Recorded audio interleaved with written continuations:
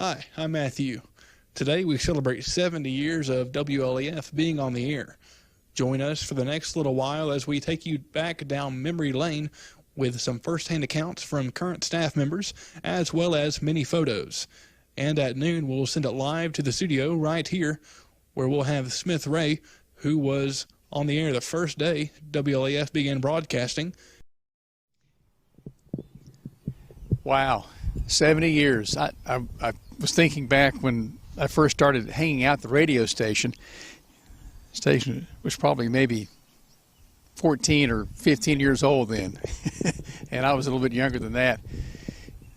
But a lot of my life has been spent right here at this old radio station. It was about 1967 that I would call the station a fair amount of times, and Cliff Jennings was the announcer at night in those days, and he started inviting me up to the station, and we became pretty good buddies, and I had the radio bug long before then, and that just helped further that process along.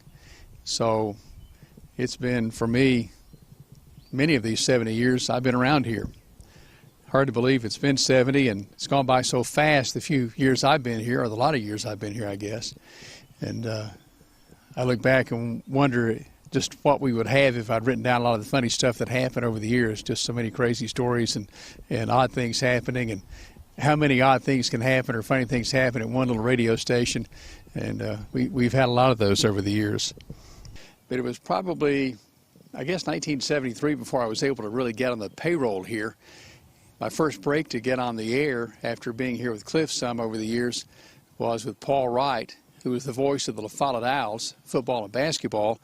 And I didn't play football every year, and I was able to help Paul on football games. And one of my buddies had said, Paul's looking for somebody to keep stats. And I was his man. All the stats you could do, and maybe a hamburger after the game, and that was it. But it was an opportunity to be on the air at every ball game and really start getting my feet wet in broadcasting. But all that happened right here at WLAF. And the station here has really afforded me an opportunity to, one, make a living and serve the community, and also branch out and do a few other things in broadcasting, and that's been fun. But getting a start here was a big deal for me, and lots of folks had come through here before I was here. Denny Walker and Al Rotella, of course, was on the broadcast doing the color on the basketball games back in the 50s. He was the football coach in those days too, and doubled on the radio. That was when the station was in the Fleet building. And about 1963 is when the new building, now the old building, was built, and everybody came on up here from down in the Fleet building. Hack Ayers ran the transmission line from the tower down to the Fleet building. He was 18 years old and came up here, and it was a good job for him. Brought his tractor and did all that. And Charlie Woods told me that he helped Mr. Wheeler bring in a lot of the equipment, as Ed Wheeler and Ed Bailiff were the two maybe main stockholders, maybe the only stockholders, to get the radio station on the air in 1953.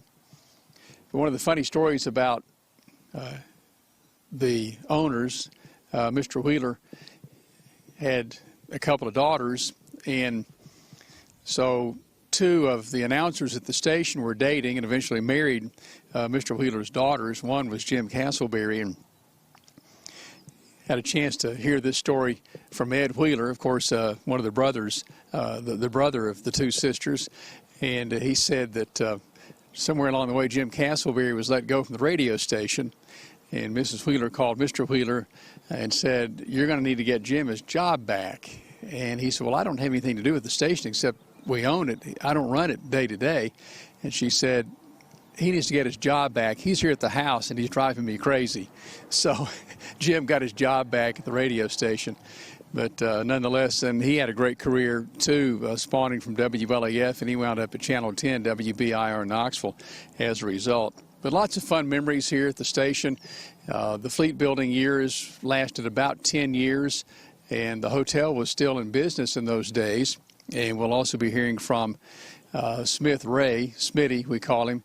Smith was on the air the very first day the station came on the air, May 17, 1953, which was a Sunday afternoon, and he went to La Follette High School, the old La Follette High School, and he'll be along to share a lot of memories. But he can give us a lot more insight about what was happening back in the 1950s and maybe the early 1960s. But Denny Walker, Dick Jones. Dick Jones, a big claim to fame probably at WLAF was the fact that he broadcast all of the 1965 Little League All-Star games. Of course, the La Follette All-Stars went on to win the state championship that year. And we have the recordings of those broadcasts. And there was one broadcast where Dick would smoke these little teeny tiny short cigars. And he actually sucked one of those little cigars down into his throat during the broadcast, had to cough it back out. But one of the funny memories of that, but what a great run it was to have the La Follette Little League All-Stars broadcast right here on WLAF. And, of course, in 1965, that was a major event for the community and an even bigger deal for WLAF to be able to broadcast all those games. Of course, La Follette's Owls in basketball were in the state tournament several years in the early days of WLAF radio. And La Follette had actually gone to Nashville. WLAF had gone to Nashville and broadcast the games. They were played in those days at Vanderbilt at Memorial Coliseum on the campus at Vanderbilt. And Smitty told me that he later learned after they came back home that a lot of radio stations across the state picked up the coverage of the state tournament. La Follette was in the tournament, but WLAF broadcast more than just the La Follette games. We're recording this outside the station here in the parking lot. Of course, the tower has been here since 1953. It was painted here probably about 10 years ago, repainted, and it's kind of the big landmark here in town.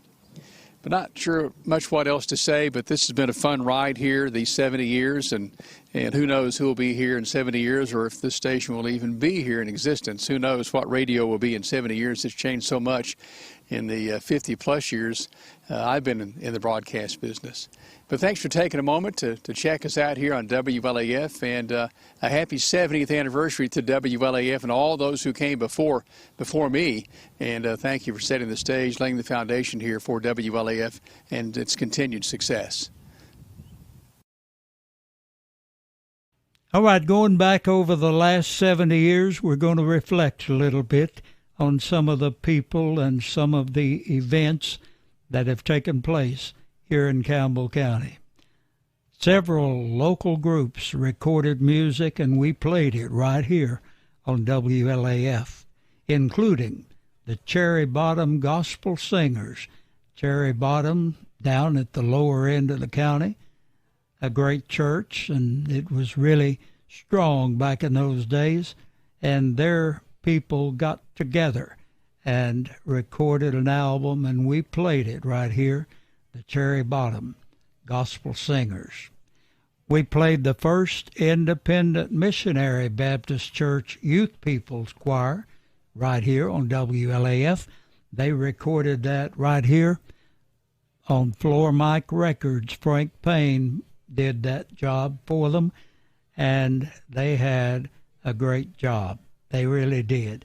And, of course, their longtime music director there, Brenda Powell, still there today after all these years. So the first independent missionary Baptist church, they were played right here. The Gospel Crusaders was one of the popular groups around here for many, many years, up until pretty recently, really. The Gospel Crusaders recorded the album, and we played it, and they recorded others, and we played them too, but we don't have time to show all of them, but they were a great group and a great group of people.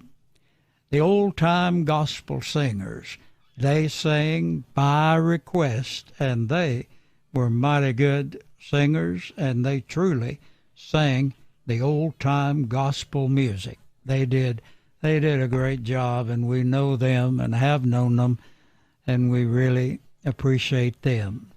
The Daugherty Quartet, and that is led by our good longtime friend Emerson Sweat. The Daugherty Quartet, I didn't regret a mile. I don't regret a mile that I've traveled for the Lord. That was one of their big albums, and we played that right here.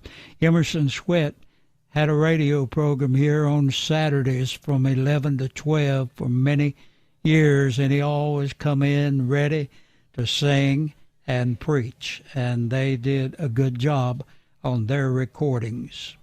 Roby Farmer and the Songmasters had an album, When I Step Off on That Beautiful Shore.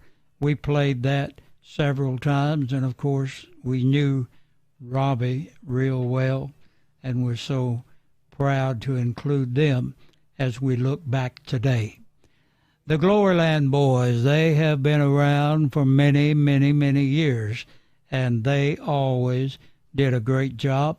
They made some albums, and we played a lot of their music here, and a lot of the people that sang with them continued singing afterwards, and the Gloryland Boys were mighty popular. Will Jr. Thacker, he was well known as a great man in the coal business and also as a gospel singer and a gospel minister. We played his music right here. That was music produced by Frank Payne on that particular album, I'm on My Way to Canaan Land. Will Jr. Thacker brings back a lot of memories, I'm sure, to some of you. The Wright family had some great harmony, and they did several albums, and we're fortunate to have some of them, and we're showing you one of them, you that are watching on TV, the Wright family. Dal Wright and that group did a phenomenal job. As a matter of fact, I had them sing at my mother's funeral. We thought a whole lot of them, and they did such a great job. The Farmer family, that's another group, a family group that put together a great album and had some great music on it, and we played it right here. The Bruce family, that means our good friend Steve Bruce and all that he done over the years and still doing. Steve is still the pastor here in La Follette after all these years, and he's a great banjo player, and they did a great job recording, and we played a lot of their music and still do even today. That's a look at the Hymnals, and they did an album called When I Reach Home, and that music was featured here for a long time. The Snyder family is a group that did another good album, and we played a lot of their music by the Snyder family over the years. They really were talented. Leonard Dabney. Leonard was well known in this area, and of course he was the pastor at the Midway Baptist Church for several years, did a great job. Had a radio program here called Leonard's Old Time Gospel Hour, and played a lot of good old songs from the past. He worked at WNOX in Knoxville before he went full-time in the ministry, and he worked with the great Kitty Wells, who was called the Queen of Country Music and very deserving of that title. Leonard worked with her, and he worked with a lot of people, and he did a great job singing. And we also had some people in Campbell County that played on the national scene. They went beyond Campbell County all across the country. Charlie Collins, one of them, born right up here in the mountain, and Charlie left years ago to go with Roy Acuff. And for you that don't know, Roy Acuff was considered the king of country music. He was a phenomenal showman. Charlie played the lead guitar with him for many, many years and sang quite a bit. And after Mr. Roy passed away, Charlie continued playing on the Grand Ole Opry. Larry McNeely was the one that come along after that, and he played with Charlie and Oswald and all of the others. And then Larry went on to go to play with Glenn Campbell on his nationally televised TV show, Larry was a tremendous banjo player, did a great job, and went pretty far. And we were always proud of him and all that he contributed. He later formed his own group, and they did a couple of albums. He did one with the great Gary Stewart, and they sang good together and did extremely well. That was a great accomplishment for Larry McNeely. And, of course, Campbell County's biggest claim to national fame was Dean Dillon. Dean recorded several records. The first one he recorded right here in La Follette, and it was on the Floor Mic label. Frank Payne produced that record.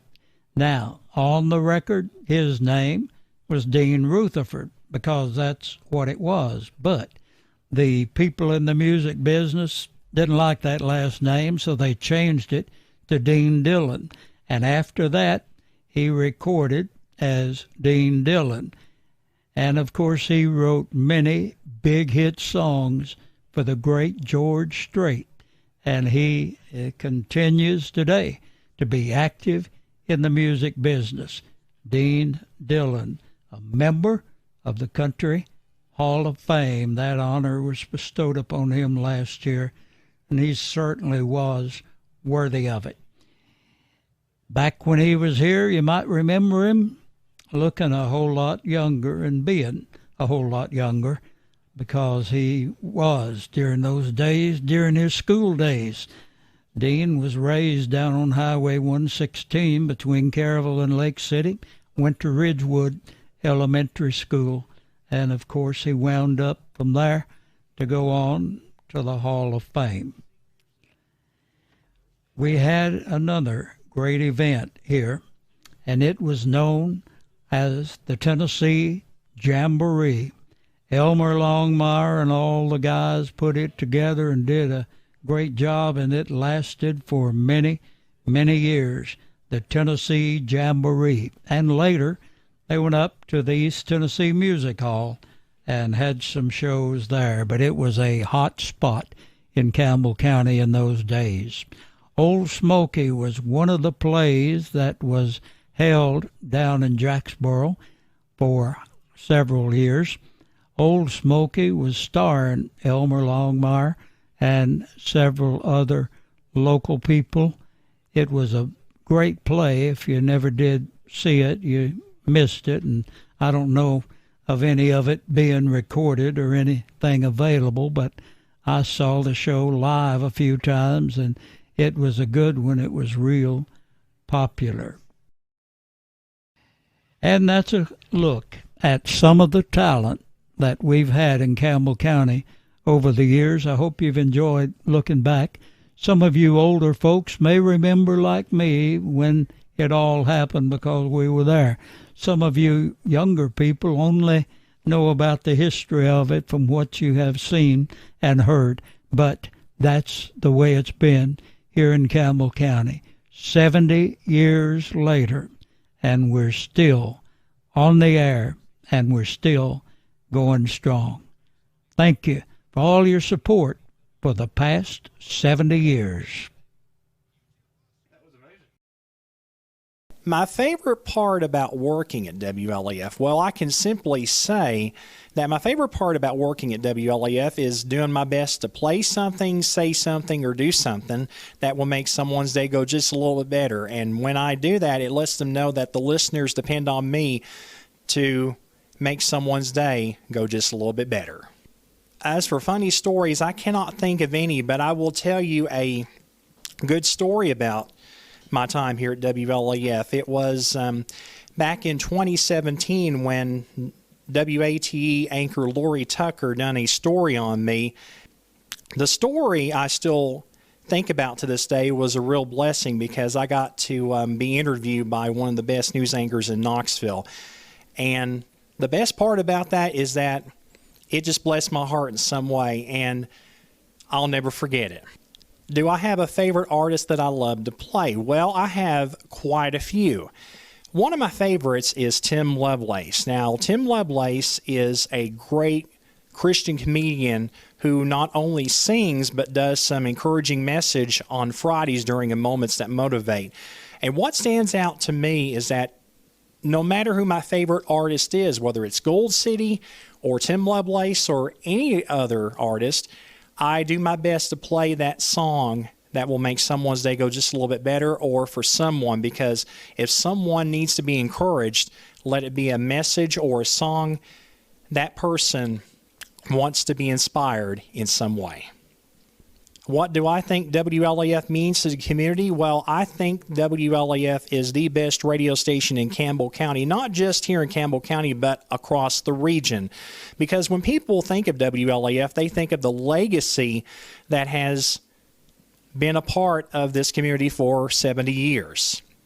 And for those 7 decades, WLAF has really been a great radio station to turn to, whether it's gospel music, whether it's the preachers preaching, or whether it's the informative content like news, weather, and sports. Because in this community, you never know what's going to happen. So that's why a lot of people depend on WLAF for the very latest on what's going on in the community.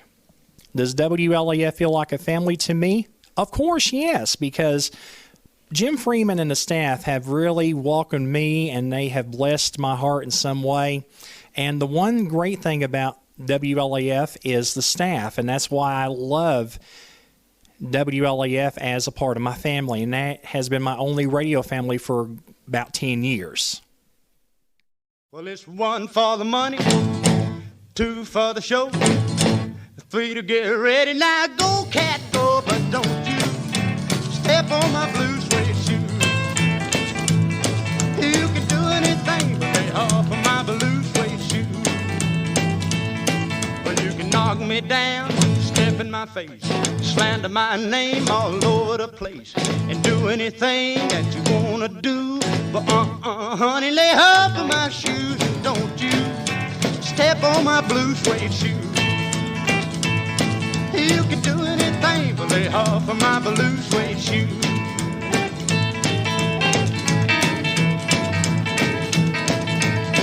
Oh, let's go, cat.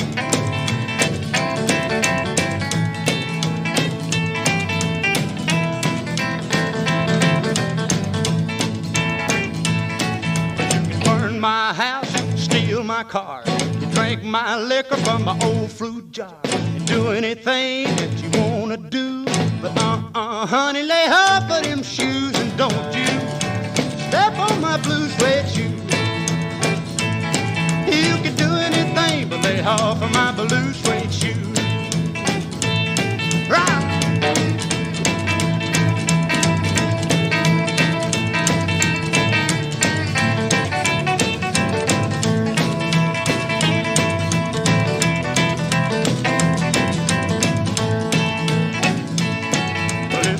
For the money, 2 for the show, 3 to get ready. Now go, cat, go, but don't you step on my blue suede shoe. You can do anything but lay off of my blue suede shoe. But it's blue, blue suede shoe, blue, blue suede shoe, yeah, blue, blue suede shoe, baby, blue, blue suede shoe. You can do anything but lay off of my blue suede shoe.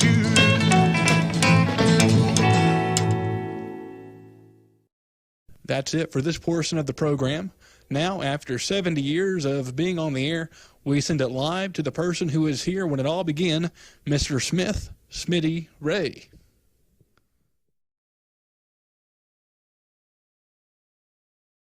Well, I'm glad to be here, that's for sure. well, I'll tell you what, we're celebrating 70 years of WLAF being on the air. Now, I've not been here all that time, but you were here. What years were you here? I was only here the first time about 5 months, and then I was in the Army, and then I came back for a couple of years, and then I left, never to return. lives in retirement. How many golf carts you say in your community? They claim in the Villages, Florida, there are about 80,000 golf carts, and Well. we have about 130,000 people. Well, I think it's great, and I don't know if I'll ever get to do that or not. However, the thing that we're starting to celebrate here, I've heard you on the phone. I've heard you with different interviews with Mr. Freeman, and I thought he was talking to a young guy, a very young guy. Yeah, well. And but you've been around about as long as I have, anyway. Probably a little bit longer. I'll be 91 in November. Well, yeah, just a little bit, but not much. Not much. I'm the oldest guy around this station, and I guess I will be till I die because I'm not going to quit. I don't think they're going to fire me just yet. But anyway, it's good to have you here. And for the folks that don't know who I'm talking to, I think everybody here probably knows me now better than they know you. Absolutely. After the time you've been gone. But just tell them a little bit about you and what you've done and who you are. Well, my name, believe it or not, first name is Smith, and I was named after my father, Smith Ray Sr., who Daddy headed the La Follette Electric Department, which is now, I think, the PUB, you call it. He came here. He was moved here as as the district manager for the old Tennessee Electric Power Company before TVA. So I was moved to La Follette when I was 4 years old and raised here. Then graduated from high school here, and I went off to college in North Carolina. And I had withdrawn from school to come home because I had been accepted in aviation cadet training with the Air Force. And while I was waiting to be called, I had a really violent kidney attack that resulted, long story short, into a major operation. So I was a young kid, 19, 20 years old, and I was recovering when my father told me they were opening a radio station in La Follette. Great news. There had been not one before, and they were looking for one local announcer. And so I started reading the paper like Walter Cronkite and went down and auditioned, and they hired me. So that's how I got to be there the first day. I was the kid on the block. It was a Sunday, May the 17th, 1953. The station signed on officially at noon, and all the city fathers, of course, we were down in the old Piedmont Hotel on the corner there in very small quarters, and all the city fathers and the county court and the presidents of the banks and several ministers were all crowded in the studio next to the control room. And so they were going to put me on the air first at 2 o'clock to do a little newscast, of which I was absolutely scared to death. And so I got the 5-minute newscast off the AP wire and went out in the lobby of the Piedmont Hotel and tried to memorize it before I was put on the air. And so finally the time came, and I remember being as frightened as I've ever been. I was afraid I'd open my mouth and no words would come forth, but my family will tell you that never happens. And so that's how it happened. Now, one other thing I'll add about there was a ceremony, of course, and there were proclamations from the governor and from the U.S. congressmen and from the senators and several statements by local dignitaries. But as a way to promote the station, they had printed up little like 3x5 cardboard cards with pennies taped to each one, and I think they had 10,000. That's $1,000, and they had a small airplane that flew all around in circles around La Follette, dropping these things out of the door where they'd flutter down in people's yards and on the streets and all, and it simply said that WLAF 1450 on the dial is on the air now. Please tune in. So that's the way they promoted it the first day. And so all day long, when someone was not making an official proclamation or a little introductory speech, they played Pennies from Heaven. And so pennies are falling from heaven. So I guess you still remember that song, don't you? I remember that very well. All right. Well, Bill, you weren't around then either, were you? No, I was awfully young back then, but but we've got people like Smitty that can fill us in on it and tell us what happened. You know, when you left La Follette, you got a real promotion to the biggest radio station in this part of the country, WNOX. Right, but I wasn't on the air. I was selling. When I decided to leave La Follette, I interviewed at 3 different places: WLW, WLAC in Nashville, and WNOX. WLAC offered me a job. They had a new contract with L&N Railroad to do 5-minute newscasts a day throughout the day, and it was going to be the L&N Star Reporter, and they wanted me for that. But there was only one trouble, and that was they didn't want to pay me as much as I was making at WLAF. So I couldn't envision moving to Nashville and having that expense. So WNOX wanted to hire me as a sales rep, so I accepted that and was there for about a year. And you did very well. Well, I as far as selling, we increased that category about 4,500% in a year. Yes. Mm-hmm. How did it feel that first day when you signed on here? I know you said you were nervous and all, but there had to be a feeling of excitement. You know, radio announcing, they say, is about like flying is. Sometimes it's long, unending hours of boredom separated by microseconds of sheer terror. So, but Did you get all that? but that first day, I will tell you, when they opened that mic at 2:00, and of course all the city leaders, the whole city council and ministers and the county court were all standing in the little studio staring at me, and so I did that newscast, but I made sure that I could pronounce all the foreign leaders' names correctly, but that's about it. I guess somebody heard it. I don't know. I'm sure they did. I'm sure a lot of people were tuned in that day because they wanted to know what was happening. And that was the beginning. All right. And here we are. Listen, thanks, Bill. And Smitty, don't you go anyplace because I'm going to kind of sneak out of here and let the man that I started working for Freeman a lot sooner. I didn't realize I was working for Jim Freeman for the longest time, and he was in one of the Knoxville stations as the meteorologist over there. You notice I could say that word. Yeah. And he would email me the weather every morning. So I'd get up at 4:00 and copy the weather off and bring it in here and have Jim do my weather in the morning. And he made out this nice book on what to do and when to do it, a nice log sheet. And I followed that for a day or two, but I must have got off track because about 4:30 one morning, Jim called me, I guess on his way to work, or he was at work, and he said, listen, that book I gave you, I said, yeah. He said, forget it. Just do it the way you want to. And just, do it how you're doing You're on your own. So, yeah. So that's how I realized I was working for Jim at that point. But before that, I didn't realize that. He was a silent partner, obviously. But anyway, it's worked out well for me, and I've heard a lot of great stories about you. I hope you've heard a few about me.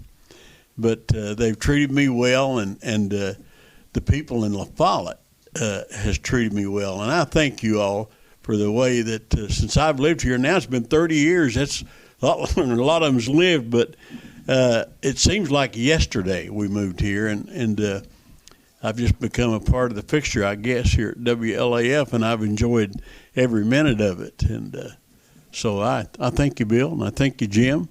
And I want to turn this over to you, buddy, when I get an opportunity here. So, incidentally, I met. I had the honor of having dinner with Jim last evening, and I met his supervisor. Her name is Mrs. Freeman.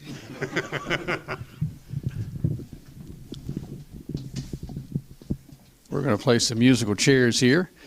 Josh, enjoy your lunch. Thank you, Josh. Thank you. Okay, we're going You're a good to one.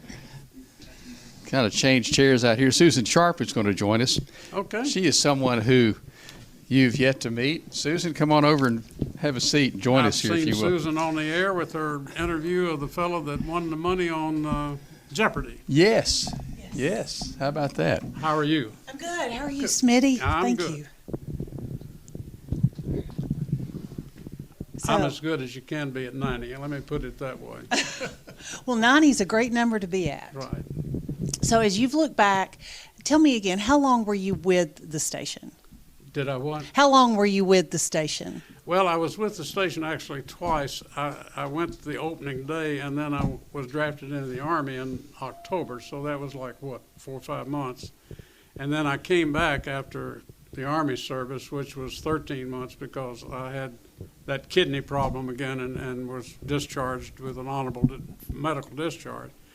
And so that would have been in like December 1 year, and then I worked probably 2 years and maybe 3 months.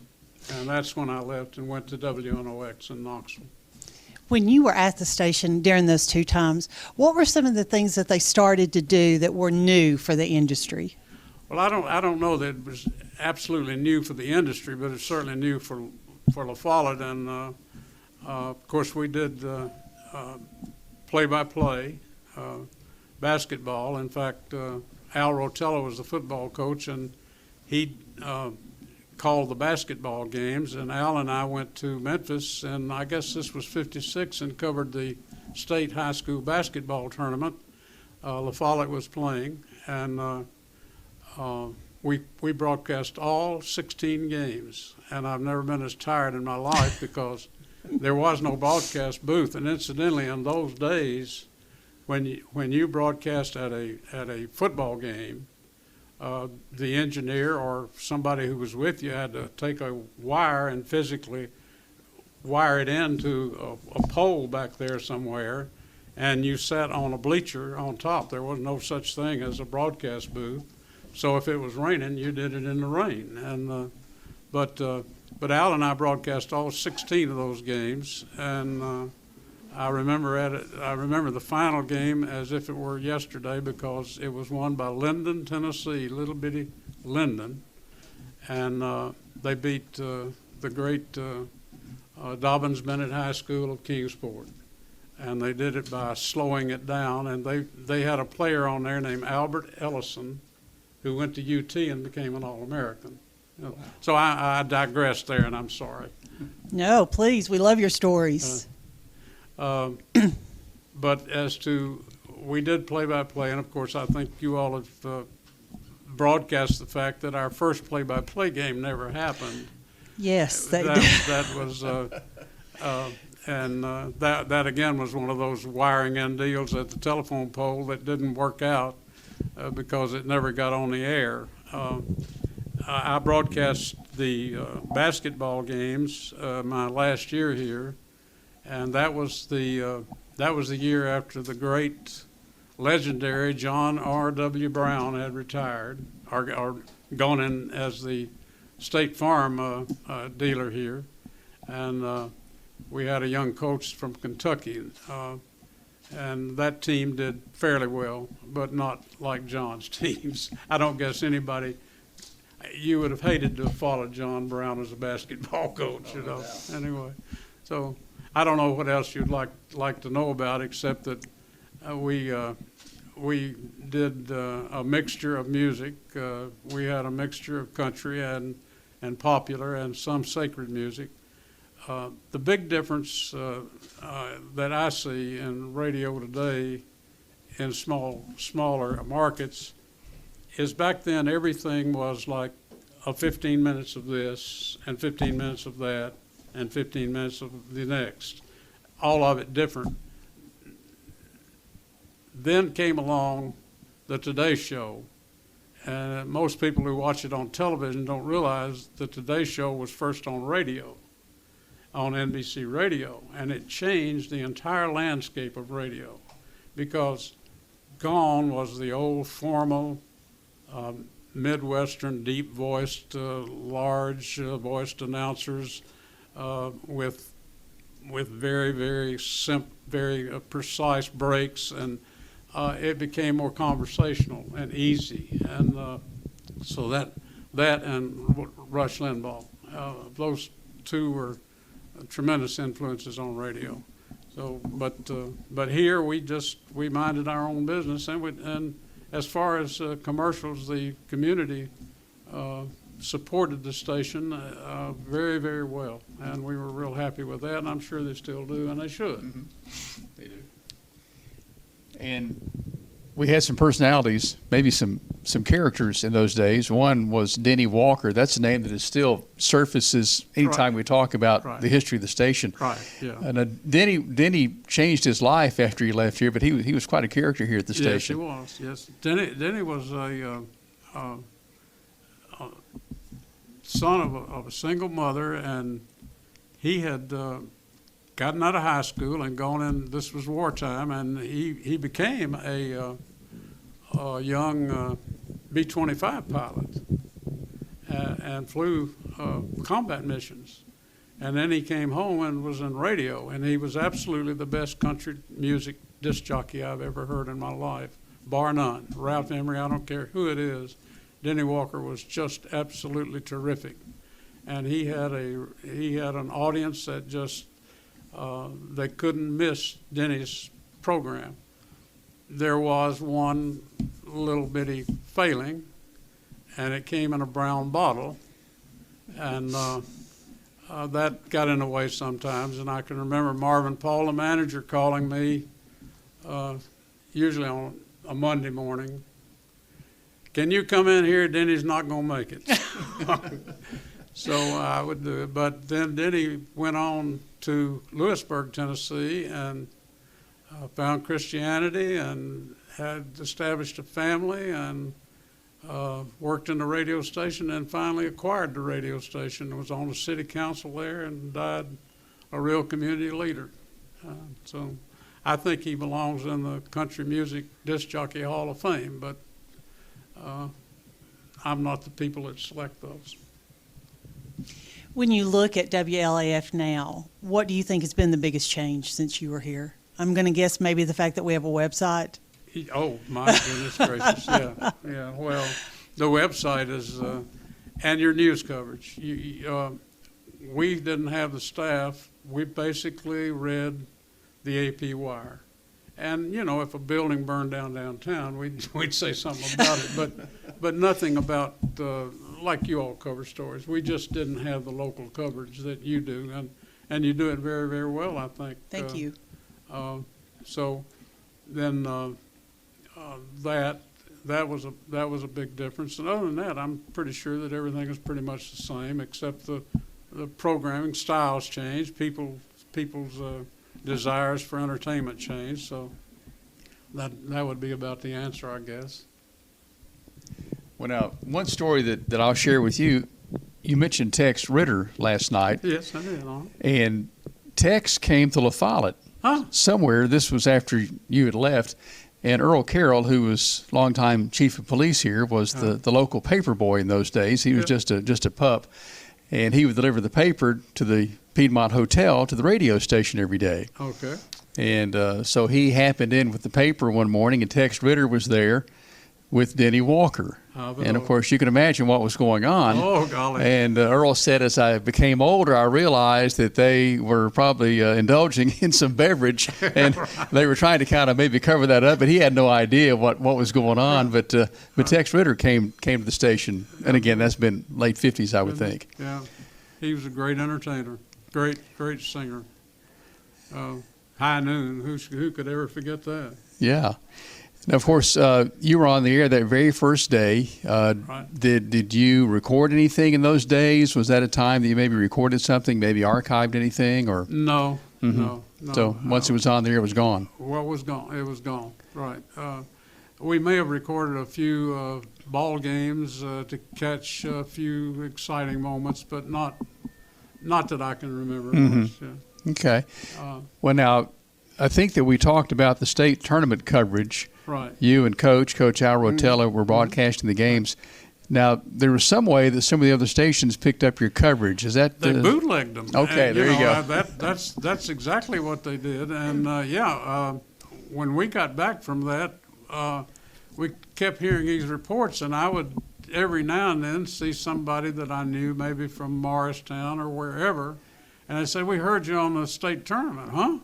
How'd you hear La Follette over there?" Well, it was on our local station. So, as best we could ever put together, somebody in Knoxville had bootlegged those games to about 20 more stations up in East Tennessee. Wow. And of course, WLAF didn't get a dime for it, but anyway, yeah, that happened.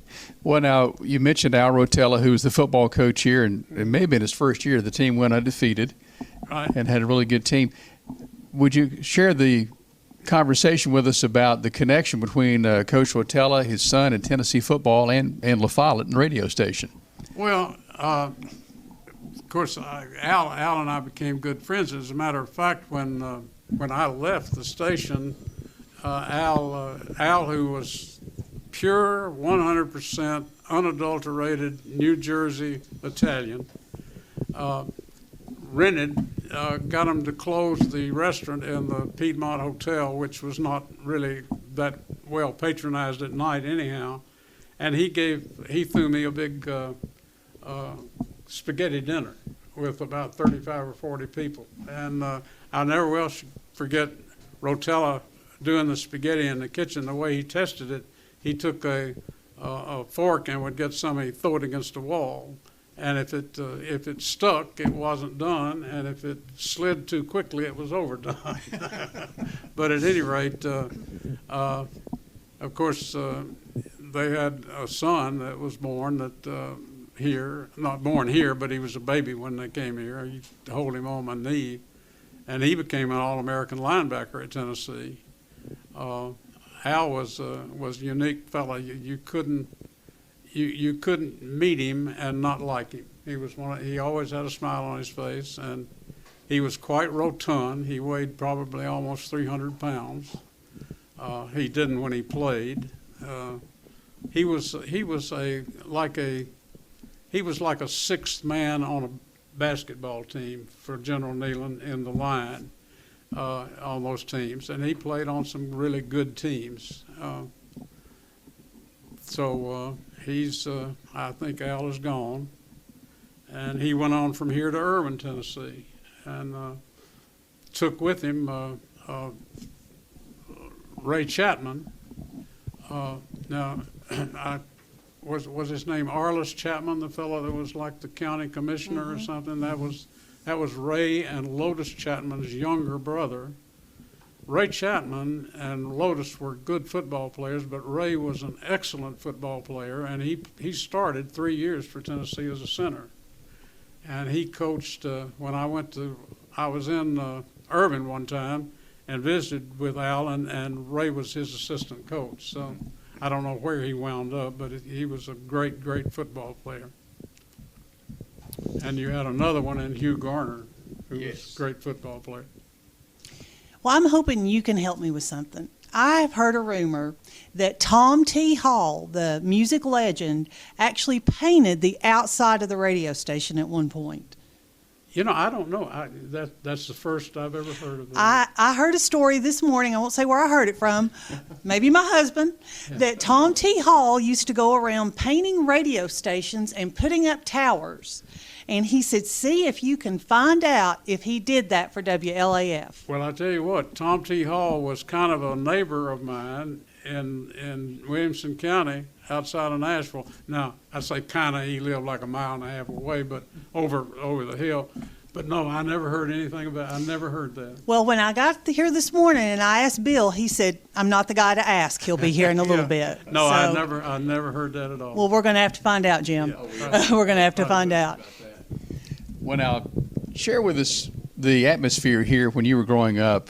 The school was over here across the street next to First Baptist Church, the high school. The high school. And did you live on Nevada Avenue? No. I lived on East Central Avenue. There you go. Okay. Yeah. Up near I lived next to where the bailiffs lived, across the street from now, I think it's Walter's Funeral Home. Yes, okay. Mm-hmm. And incidentally, I noticed this morning at the bailiff house is not there anymore. Well, it burned And 2 years ago. last year, I It's think. been it's been a little while. They just recently kind of took away what was Okay. left. Well, I lived in that house that's now about to fall over in the street, it looks like. Okay. But at that time, you have to remember that the street went out to where the yellow line is in the highway now. Okay. And so we had nice front yards and big trees and everything, and it was really nice. Now, did you walk to La Follette High School from there? Walk to school every day, huh? Okay. And you went to elementary school at East La East La Follette? Follette, as Okay. did my brother, who's with me here today, and Okay. David. Now, Guy Easterly was the La Follette Press. Yeah, he owned it and was the editor and publisher. Right? And if you would share with us your La Follette Press, you were at the press before you came to well, WLAF. Right, yeah, I was a newspaperman. I was in the during the war. Guy Easterly, I think, was 4F and could not serve, and so there was a shortage of talent for many things, and so he was also, in addition to running the La Follette Press, was the principal of East La Follette School, and he when I was in the 7th grade, he taught our arithmetic class. And so at any rate, long story short, he arranged with my parents. It was all right with them. He needed a printer's devil, as it was. They printed the paper on Wednesday night for Thursday delivery. And so they arranged that I could get out of school at like 2:30 on Wednesday afternoon and go to La Follette Press and basically sweep the floor and then help them wrap the papers that were going to be mailed out, and then on Thursday come back and clean up what was there. So I did that for, I guess, 2 or 3 years. And funny thing is that when I filled out my inquiry for the Army, what jobs did you have? I said, the La Follette Press newspaper, which was a kid's job, and it was the truth. And of course I had WLAF. And when I was processed after basic training, they said, "Now you've got newspaper experience." I said, "Yes, I do." So they made me editor of the Fort Bragg News. But anyhow, I'm sorry. I think that's a true battlefield promotion right there, from printer's devil to editor. Right. Yeah. That was one of those jobs you went into and say, "What is it I'm supposed to do?" Yeah, I've been there. We'll talk. Okay, we'll talk. What you've been back to La Follette probably 20 years after you left, I guess, in the 50s, came back in the 70s. What are some of the dramatic changes that have taken place in La Follette compared to your days, early days? The traffic down here on the Jack Spur Pike, the traffic, number one. Mm-hmm. And other than that, not a lot. But I didn't spend much time. Those visits were like licking a split, maybe a. Mm-hmm. I guess the first time I really came back was to my 50th high school reunion, and that was. I was telling my folks as we drove up here from Carrollville this morning that across from the new high school, the Campbell County High School, there used to be a drive-in theater. I don't know if you remember that. Skyway. Mm-hmm. Well, I was a little kid when Russell Claiborne had a construction company. I spent a whole summer working for Claiborne Construction with a little wagon and a little tractor moving all the rocks off that whole hill. I would, just for myself. Oh, my goodness. That's what I did one whole summer, cleaning where that drive-in theater went in. So anyhow, I'm sorry. So you had a hand in the drive-in theater getting it? Well, I cleaned the rocks off before they built it. Somebody had to do it, right? Right, yeah. Had to be done. And about what year would that have been? Oh, golly. I was probably in, I guess it was in high school. Mm-hmm. I can't truly remember. I was not a senior, I know that. And some of the names of the teachers, your principal through high school. Well, of course, the great Hope Dossett. Who would ever forget Hope Dossett? And, of course, the Dossett name in education has been famous. He had a brother or an uncle, I don't know which, that was president of East Tennessee State. Right. Mm-hmm. And then, Hope Dossett, who was the principal of Follette High School during the war and with the shortage of people, he was the head of education for the Cherokee Nation over in Cherokee. Okay. Which I always thought was interesting. Pretty impressive. But at any rate, I don't want to mention teachers because I'm surely going to forget somebody. But in fact, one of the teachers at the high school was an announcer the first day 70 years ago. This place went on, Carl Smith. Okay. And he was the band, a music teacher.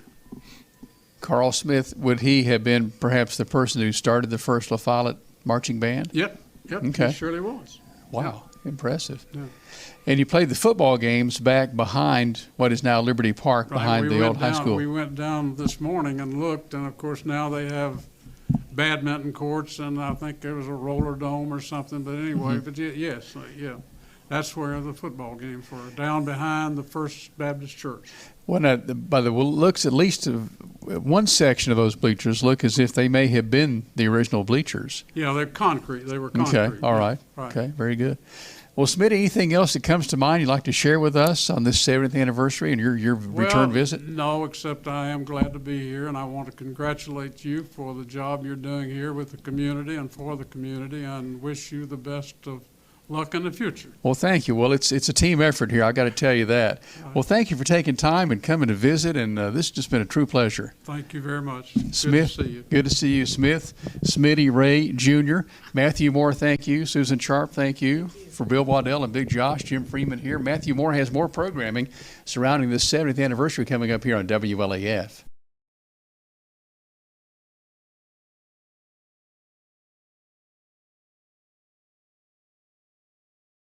Well, I think the next generation is never going to be able to comprehend all that we've done. This is not going to mean anything to them unless you were there when there was no television.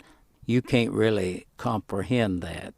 If we don't somehow leave behind a real true picture of how life was, they're never going to know. You got to get it across to them how it used to be, and especially being in the history books, because they have done a lot. Those that perform week after week, they did a lot of work in their lifetime, and sure, it means a lot to them. And if you can get people interested in looking it up and researching it, they I think will have a greater appreciation for those musicians. They did not have the equipment that we have. They had to travel in car from place to place. They didn't have elaborate buses. They didn't have jets. They had to do it the hard way. They'd do a show and then drive for hours and rest a little bit and go out and set up all their equipment, do another show. They sacrificed how they'd load up the car after a show, and they'd talk to people, and they had to take their guitar, their banjo, or the fiddle, or the bass, or whatever they had, and stand up there and sing. They contributed a lot to country music and the gospel and the bluegrass. I mean, they are the ones that made it the hard way. I can't talk to my grandkids about the good old days because they just say, how could that be? You had to try somehow to explain it to them. They'll never get to sit in the audience at the Tennessee Jamboree or the Midday Merry-Go-Round. They'll never get there. There will never be anything to take its place. And all we can do is let them hear the way it was and let them imagine the way it was back then. If they're interested in music to start with, chances are they're interested in how did it used to be. And you need to get it across to them, this is how it was. There was 50 people that went into this auditorium, and they sat down, and this is what they heard. We've got a good crowd on hand already, and we know it's real early yet. And you folks listening in have still got plenty of time now to come on out and be with us. Got plenty of seats for you tonight, plenty of parking room, and we're going to have a real turn down time, my granny, here on the Big Tennessee Jamboree tonight. We got a whistling microphone here, too. We're going to try to eliminate, here in a minute. But anyway, we're going to get right into the program now and kind of call all the boys around. And what do you got, Carlos? The Remington Rag. Let's go.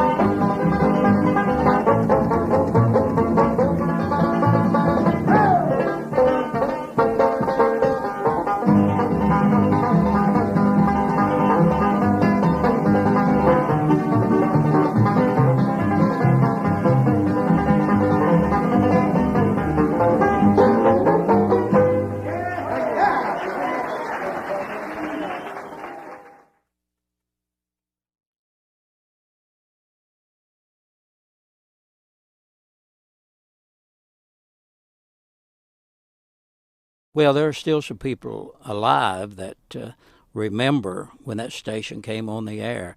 It was on a Sunday afternoon, May 17th, 1953 at 2 o'clock. And people remember that. They threw out some things with a plane that was flying overhead. And one fellow at the Historical Society still has one of those pennies that was dropped out. And we still have people that will, say, I remember when you all came on the air. They have been, a lot of them, not all of them, but a lot of them have been faithful listeners for all of those years. They depended on us then, and they depend on us now. They had no way of knowing the score of a ball game or anything unless somebody come back and tell them, hey, we won tonight or we lost tonight. They had no way of knowing that, and you didn't have the communication. Everybody's got a cell phone in their pocket, and everybody talks to everybody constantly. You couldn't do that back then. It wasn't available. So people, if they wanted to know what happened at a public meeting, they'd have to wait until the local newspaper came out the Thursday of the following week to find out about it, unless they talked to somebody that went. And a lot of people, especially then, would go to bed early and get up at 4 o'clock in the morning. They didn't keep up with the public meetings. They just wait till later and read about it. They could never see it live or see it played back or hear about it right after it was over. That's changed drastically. People didn't drive around back then as much, and they went to bed very early. And the same thing with obituaries. If somebody down on the lower end of Caravel had a good friend up on the other end of La Follette that died, it'd be hard for them to get that word because somebody'd have to come along and tell them. And if somebody told them wrong, they just made a big mistake. And, oh, I'm sorry, he didn't die. I heard later. Well, you didn't have it confirmed. Oh, I thought it was a plus by all means because, we only had the La Follette Press, and it was a weekly paper. And I'll tell you what, most everybody had a radio. This was before TV come in this area. And, well, the local news and the local people, all they got was the La Follette Press. Or they may pick up a radio station. I don't know.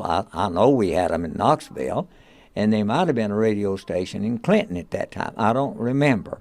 But we needed a radio station, and it was wise thinking because it was a plus for the whole county because, you can get local news, and then you can have all of these programs. So anyhow, the radio station has been great. Yeah, I remember when they started. They started down there in that old Piedmont hotel. It's still standing up there, and they had their office in one corner of it down there. It was small. It was years before they built that building where they're at now. Oh, they're big time, man. Yeah, I can remember them hearing talk about a radio station starting over here in La Follette. I thought, boy, we moved up. And I never was around the station much till later on, They were a lot of people over in here that played and sung over the station. But it was later on that before I ever got to, be there. Yeah, we'd listen to it when we'd pick it up. It wasn't a real stout station, and you had to be so close to it to pull it in. It was in a little old place downtown business. R.A. Cordell, I think it was, I think maybe he might have had sold some music stuff in that store. Oh, that's been so long I forgot. But that's where the first hit there. And then he got up there in an old hotel, Piedmont it was back then. They set up in there. And it stayed there till they built up where they at now. Been a while though. First day it come on there. Oh, God, it was big. Yeah, that big.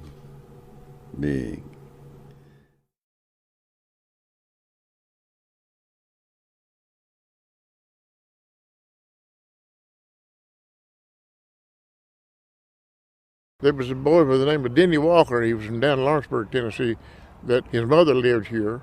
And, of course, he lived in Lawrenceburg, like I say, but he come here to live, and he got a job with WLAF. And Denny, we became good friends. And he's actually the one that wanted to start a jamboree. And I told him that would be a good thing to do. Let people come and watch us play and maybe drop a quarter or two and help us out a little. Well, the first time with the La Follette High School, but we also played down at the electric department. We were down there. I can remember me and Robert Stevens, and I want to say Monroe Queener. Seems like, but Billy Ray Bird played banjo. I remember that. And Robert had a couple of boys in his band. I think that's when they were the Robert and the Blue Valley Boys back then in the old high school building. I think they played there. Of course, Carlos and Monroe and all them played at it. I think that's where they started. Robert come with us, see, and was looking for a name, and he said, why don't we just call it Blue Valley Boys? He said, I was one of them. And everybody said fine with us, and we went with Blue Valley Boys too. And with that group, I am original. Apparently, there was a Blue Valley Boy group. Robert Stevens was involved in the early stages of this group. Now, I didn't even know about that. They may tell it even, they've got some angles about this probably that I don't even remember, but I do remember. Elmer he was living in Coolidge at the time. Like I said, they mostly grew up out there and stayed there as adults. One particular meeting I remember they had, I remember Red and Monroe, and I'm not sure about the other guy. I believe it was Carlos Henderson. And they came to Elmer's house one day, and I was there. I spent a lot of time with Elmer when I was growing up. And I remember they were in the process then of getting him to get into a band, forming a band. I don't know whether it would have been they were getting him into a band already there or they were just forming a new band from scratch. That's the part that I remember about the Blue Valley Boys establishment, is when they were out there that day at his house and they were discussing him leading the band, you know. I guess that was the thrust of the meeting. They wanted him to take hold of it and take charge and run with it. As long about the time Elmer Longmore took over. I think Monroe and Elmer became big buddies. I think that's the way it come out. Monroe and of course I was just playing fiddle and just picking along, you know, and I thought, well, hey, you know, Elmer will sell us, you know, which he would. He would just get out there and blast it, you know. Elmer Longmore's got to be the manager of that station in the 60s, early 60s. I think he started with the Blue Valley Boys about 62, I think, best I remember. All I remember is being Tennessee Jamboree at the American Legion building back when we started it. And I think that was about 62, 63. It's Monroe, Henry Horn. Gosh, I can't remember. Charlie Collins. I'm about to forget him. We called him Peanut back then. Carlos Henderson. Later, LC. Of course, Robert Stevens was in that bunch. Dean Huddleston. And a fellow by the name of, we called him Pap Jones. His name was MT, but Pap Jones had Pap and the Young'uns back in them days, too. He had got a job up at the radio station as an announcer, you know, and there was a furniture store downtown. Elmer got us to come down there and pick up our, and we was Pap and the Young'uns then. And he got a spot up there for, in the daytime, I can't remember what time, but every Saturday I think it was. And he started with us then. That's in 60, I guess that's about 62, early 62. And before long, they got the American Legion building down there. Well, this was a band, I think Charlie Collins was, and Red Harris, and Carl Stump, and Dean Huddleston, and That's about it.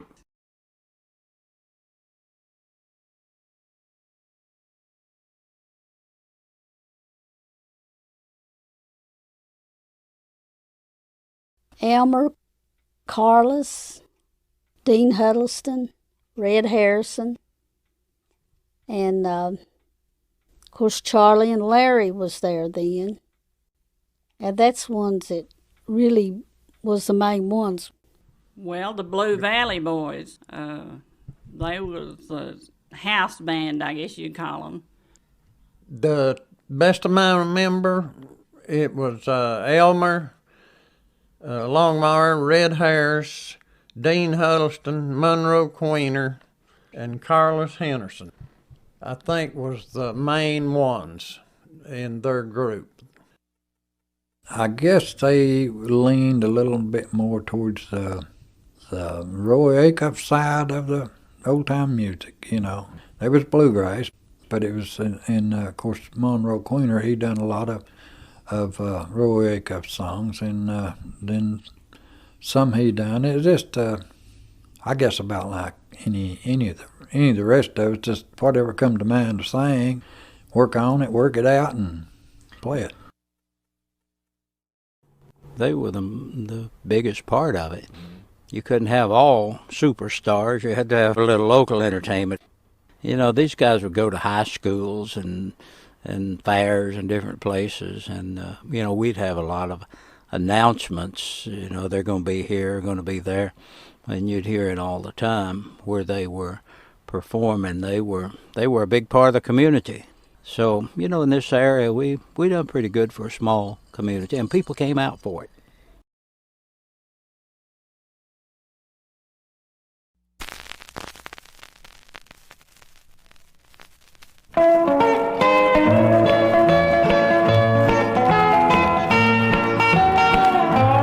Oft I sing for my friend, wind is cold for my sea, and when I am gone, will someone sing for me? I wonder who will sing for me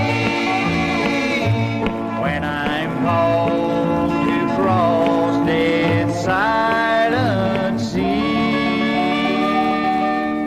Who will sing for me?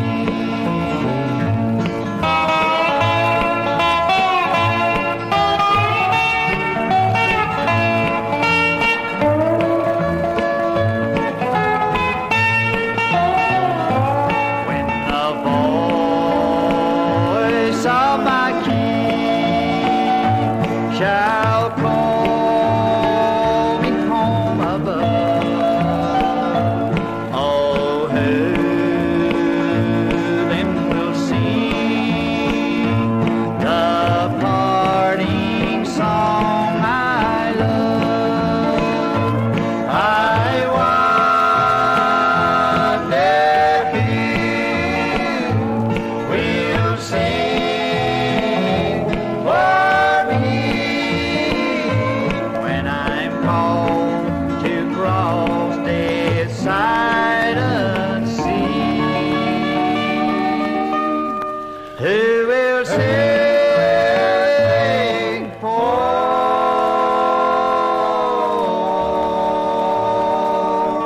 me?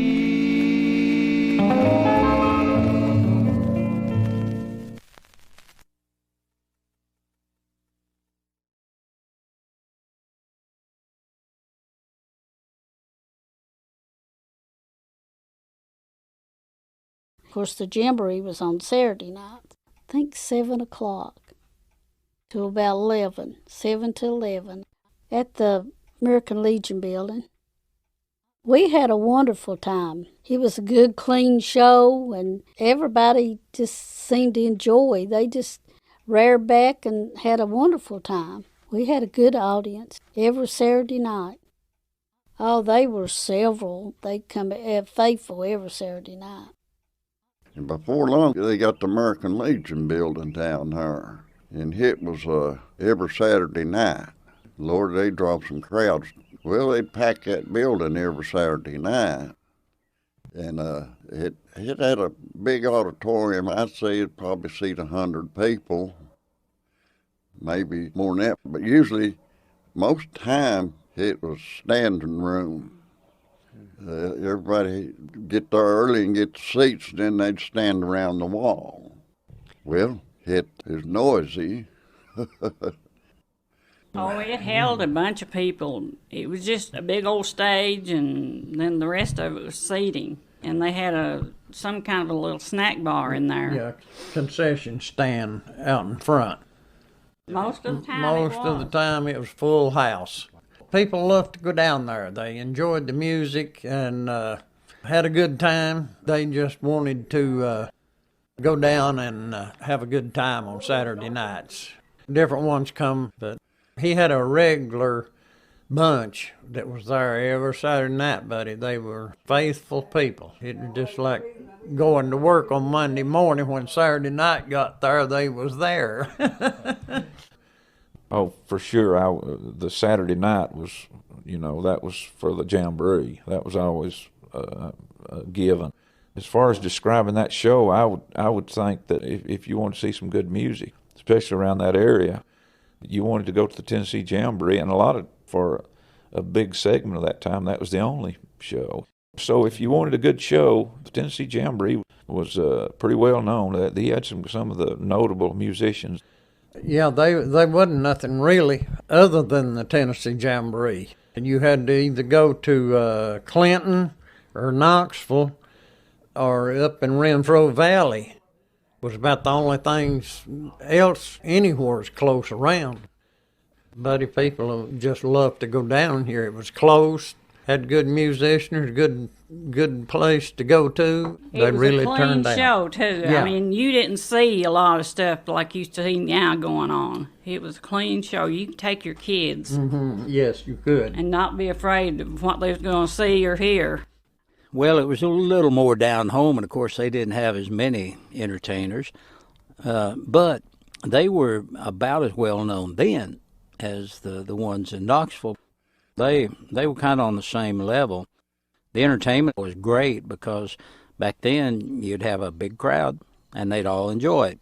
So they were pretty much along the same line.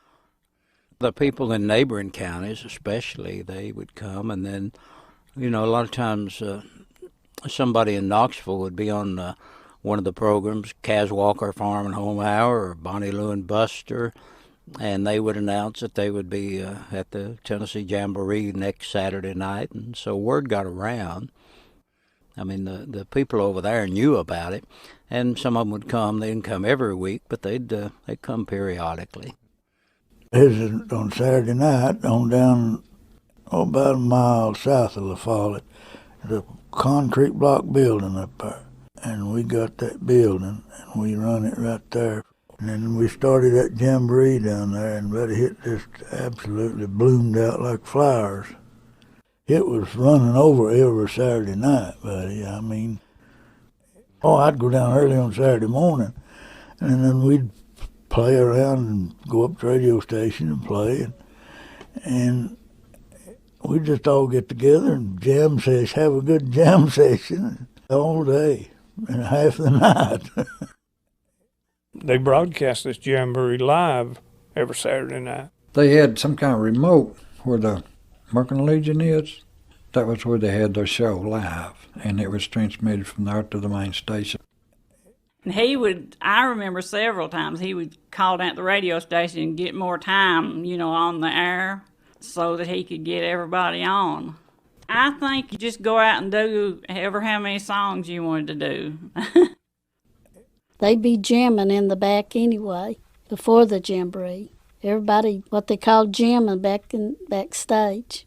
And then Elmer would line it up to who's going to be there and when he wanted them on. In his head. Kept the pace going because he's on the radio and he about had to. And he knew how to do that.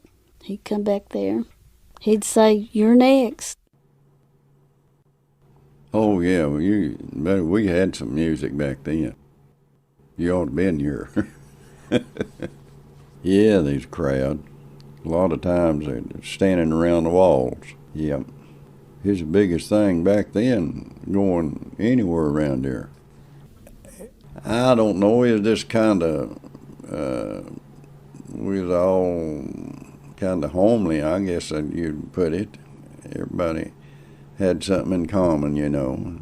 We done all traditional stuff that everybody could relate to. It just worked, buddy. Stuff like that ain't no more. Just ain't no more. Kind of makes you homesick of thinking about it. Boys, I'll tell you what, our time is come and gone. Looks like we've had a good time here on the Jamboree. Friends, hope you've enjoyed it.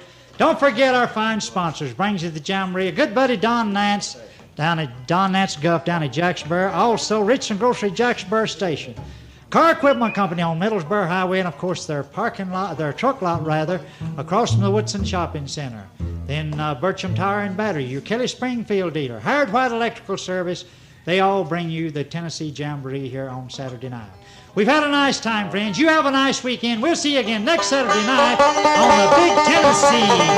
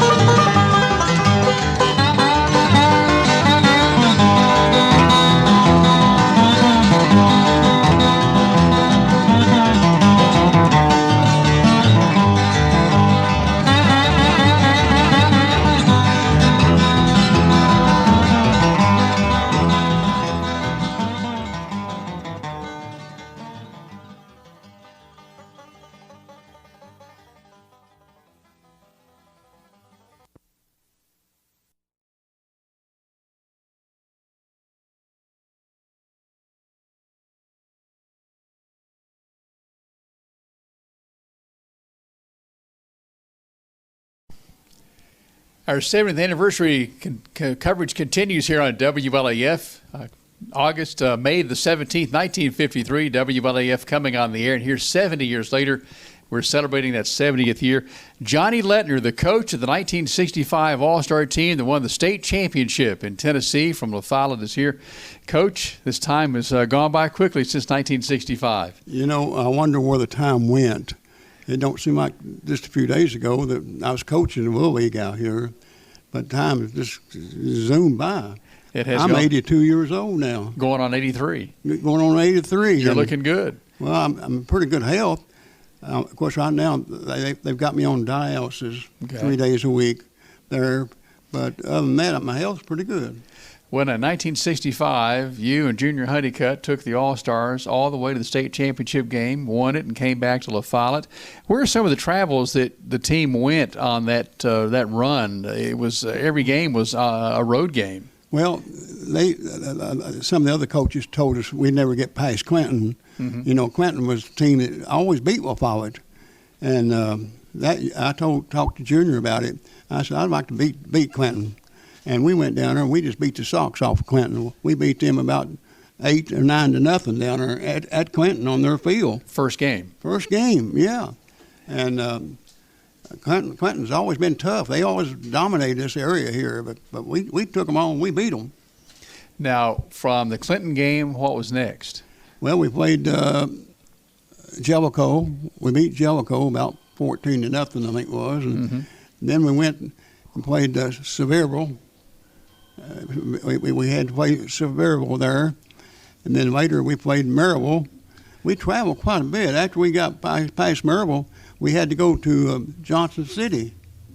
One of the fun things about this tournament run was the fact that Dick Jones from WLAF was there broadcasting every game live right here on the old radio station. He did a great job.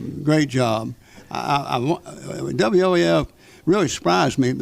I wonder sometimes how they're going to be able to broadcast our games. You know, we went down and represented the state of Tennessee down in Georgia. Mm-hmm. And I said, well, they can't broadcast from Georgia. We're just a country station. And they did. They did a great job. My mother and dad listened to all those games. They really enjoyed it. And they told me, they said, how they broadcast like that all over the place, travel. Mm-hmm. But you all did a great job. Yeah, phone lines, amazing in those days. Now, of course, this was classic small town stuff going on that summer of '65. You go to Georgia and you're up into the month of August. It was almost time for school to start. Right. I told Junior, I said, if we keep winning ball games here, these kids are going to be out of school for a while. When you went to Georgia and lost there, that's where the run came to an end, but it was quite a run. Yeah, I'd like to say something. Mm-hmm. What happened, we stayed there at the dormitory at the University of Georgia, and I didn't know they had a swimming pool down there. Mm-hmm. And our boys, we couldn't find our boys, and they was all in the swimming pool. So that night, at the ball game, they come to the ball game, they were just dragging around. Their eyes were red, shot there. Sunburn. Yeah, and we just didn't play a bit of game. We got beat the first inning. Our boys just blew up. And I don't know, but I still feel we could have beat Georgia. Mm-hmm. We could have beat Georgia. Mm-hmm. What happened? I called timeout and told Junior, I said, Junior, we got to make a pitching change. James Carson was pitching, but he kind of blew up a little bit. We put Quinn Smith in, and Quinn Smith did a great job. He shut him out the rest of the ball game. Uh-huh. And I told Junior maybe we should have started Quinn, but Quinn did a great job for us. Now, coming home, state championship, you have the trophy, a parade is thrown here in town. Yeah, they met us down at Carroll and gave us a big parade there. We weren't expecting that. I wasn't. I was shocked. Big crowd down there. Mm-hmm. And they escorted us all the way to La Follette. Well, of course, as part of the run, you're traveling, you're in motels, you're eating out every game. How did the community come together, aside from this big parade? How did the community rally around you to support the team and all those road trips? Well, they were great. The fans were. They were just simply great. We met a lot of people, and we talked to a lot of people down there when we got to La Follette, and they were just great. Now, the business community rallied around the team. Right. They gave us a banquet there here in La Follette, and those kids really appreciated that. Of course, like I say, time goes by so fast. I saw a couple of our ball players here about a year ago. I didn't even know them. Things have changed in 50 years, haven't they? Yeah, but them boys said, Coach, don't you recognize us? I said, boys, it's been 50 or 60 years since I've seen you all. We're visiting with Johnny Lettner, the living legend, coach of the 1965 All-Star State Championship baseball team from here in La Follette. Coach, what else comes to mind that you'd like to share with us? I'd like to say this much. Junior Honeycutt was a good coach. Mm-hmm. I liked him. He took over from Bob Chapman of People's National Bank. Well, he beat me first half. I finished of the season. Yeah, first half of the season. I finished up with 9-1 first half. Then we had the second half, and then Junior Honeycutt took over the People's National Bank team, and I had to beat him to go to the All-Stars. Okay. So I finished up 9-1 the second half. We had a playoff, so we had to have a playoff, and I beat Junior in the playoff 5-3. Okay. But they got with us. They put us both together as coaches, and we did good. Wow. Great results. 1965 seems like yesterday. The station had been on the air only 12 years at that stage. Here we are, year number 70 today. Yeah, I'm pleased with the station. The station's doing a great job here, and they broadcast all our Little League games back then, and it's real fun. A lot of fun. Johnny Lettner, thank you for taking time with us today. Okay, I appreciate that. Thank you, Jim. Johnny Lettner here on this 70th anniversary of WLAF, and thank you for joining us here. We're on AMFMTV.com, WLAF.